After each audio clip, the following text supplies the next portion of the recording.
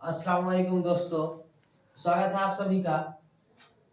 आज हम लोग क्लास 10th के उर्दू का चैप्टर 2 पढ़ेंगे, जिसका उन्वान है मुख्तसर अफसाना। मुख्तसर अफसाना किसे कहते हैं? तो मुख्तसर अफसाना एक ऐसी नसरी कहानी है जो एक ही निशस्त में पढ़ी जा सके, मतलब हम उसे एक बार में पढ़ सकते हैं, उसे हम लोग कहते हैं मुख्तसर अफसाना। अफसाना में एक किरदार या किरदारों की एक मखसूस गिरोह को नुमाया किया जाता है। जनरली हम लोग अफसाना में किसी एक किरदार पे रोशनी डालते हैं या उससे जुड़े हुए किरदारों के गिरोह पे रोशनी डालते हैं, उसे हम लोग कहते हैं अफसाना।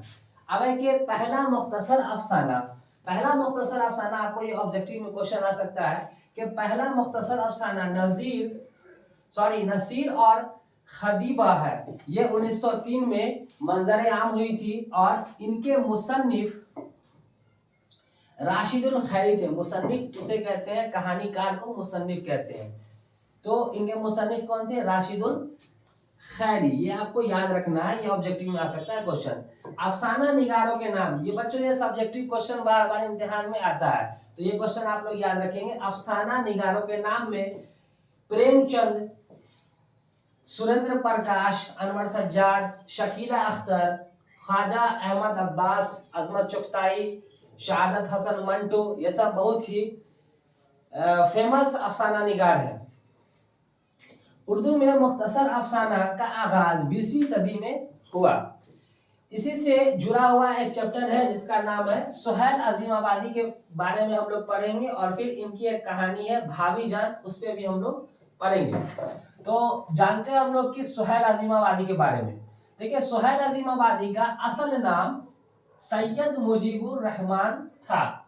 तो क्वेश्चन आएगा सुहैल अजीमाबादी का असल नाम क्या था? तो सैयद मुजीबुर रहमान आपको टिक करना है। इनका तखल्लुस जो है ये सुहैल करते थे। तखल्लुस क्या आता है? सुहैल अजीमाबादी पहले शायरी क्या करते थे, और शायर अपने गजल या नज्म के लास्ट मिसरे में जो नाम इस्तेमाल करता है उसको ही कहते हैं तखल्लुस। तो इनका तखल्लुस था सुहैल, इसलिए ये फेमस हो गए सुहैल अजीमाबादी के नाम से, क्योंकि इनके नाम में देखिए अजीमाबाद लगा हुआ, जो कि पटना का पुराना नाम है। तो पता चलता है कि सुहैल अजीमाबादी की पैदाइश कहाँ हुई थी? 1911 में पटना में हुई थी। अब है कि ये किस खानदान से ताल्लुक रखते थे? तो ये जमींदार खानदान से ताल्लुक रखते थे। आबाई वतन को हम लोग इंग्लिश में कहते हैं नेटिव विलेज, ठीक है, अब्बा का वतन कह सकते हैं। तो आबाई वतन इनका कहाँ है? यहाँ पे है शाहपुर भदौल, जो कि पटना में ही पड़ता है। अब है कि ये मुलाजमत, शुरुआत में इब्तिदाई दौर में इन्होंने मुलाजमत का मतलब होता है नौकरी, जॉब, ठीक है। तो इन्होंने मुलाजमत इख्तियार किया, और कहाँ? ऑल इंडिया रेडियो में। ये आपसे क्वेश्चन आ सकता है कि सुहैल अजीमाबादी ने कहाँ मुलाजमत इख्तियार किया? तो कहेंगे ऑल इंडिया रेडियो में। बाद में ये इस मुलाजमत से इस्तीफा दे देते हैं, ठीक है, और ये एक अखबार निकालते हैं, रोजनामा अखबार, जो बहुत ही फेमस हुआ, जिसका नाम है साथी। तो ये आपको याद रखना है कि सुहैल अजीमाबादी रोजनामा अखबार निकालते थे, उसका क्या नाम है? तो साथी। इनके कई अफसानवी मजमूए आए, जिसमें से कुछ बहुत फेमस हुए, जिसमें से है चार चेहरे, अलाव और आदमी के रूप।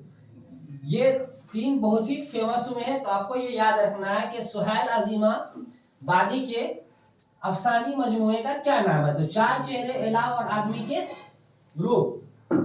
सुहैल अजीमाबादी ने एक नावल भी लिखा जो बहुत ही फेमस हुआ, इसका नाम है बेजड़ के पौधे।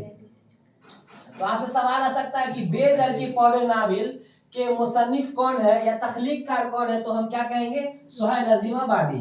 अब है कि इनके अफसानों की तादाद कितनी है? तो 125 इनके अफसानों की तादाद है, और फिर 1980 में सुहैल अजीमाबादी का इंतकाल हो जाता है। तो दोस्तों, आप बताएं कमेंट करके कि आपको मेरा वीडियो कैसा लगा हो। वीडियो को लाइक कीजिए, शेयर कीजिए और कमेंट करके बताइए। थैंक यू वेरी मच, बहुत बहुत शुक्रिया।